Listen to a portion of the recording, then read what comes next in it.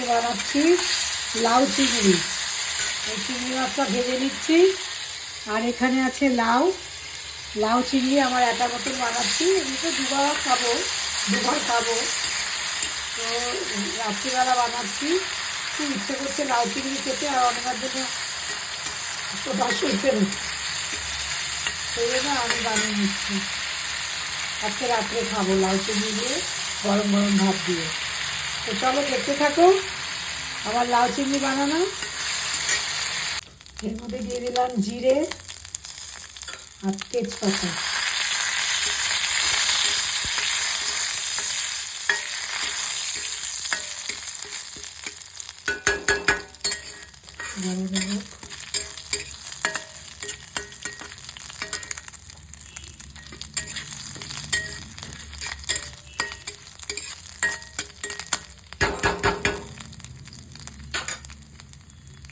তারপরে দিয়ে দেবো একটু আদা বাটা,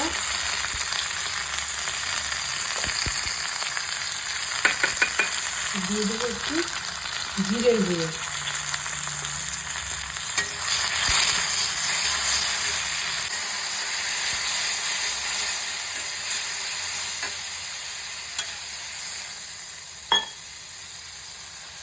দিয়ে দেবো একটু হলুদ,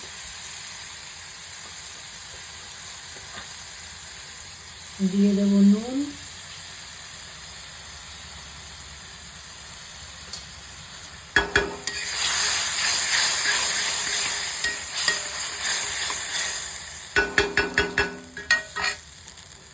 এবার দিয়ে দেবো লাউগুলো। একটু বেশি ভাজা ভাজা হয়ে গেছে জিরেগুলো।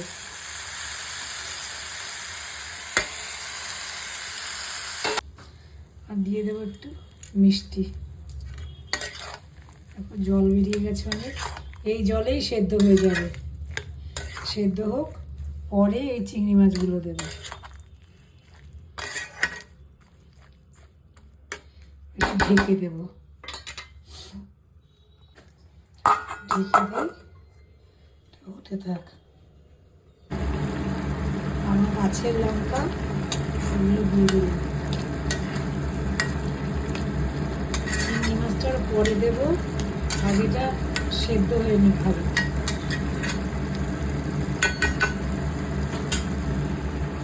আবার একটু ঢেকে দেবো। মোটামুটি সেদ্ধ হয়ে এসছে। এবার এই চিংড়ি মাছগুলো এর মধ্যে দিয়ে দেবো।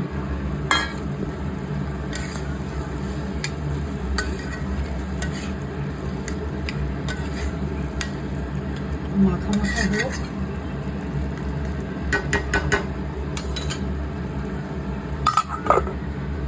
হয়ে গেছে আমার। এবার এর মধ্যে দিয়ে দেবো ধনে পাতা।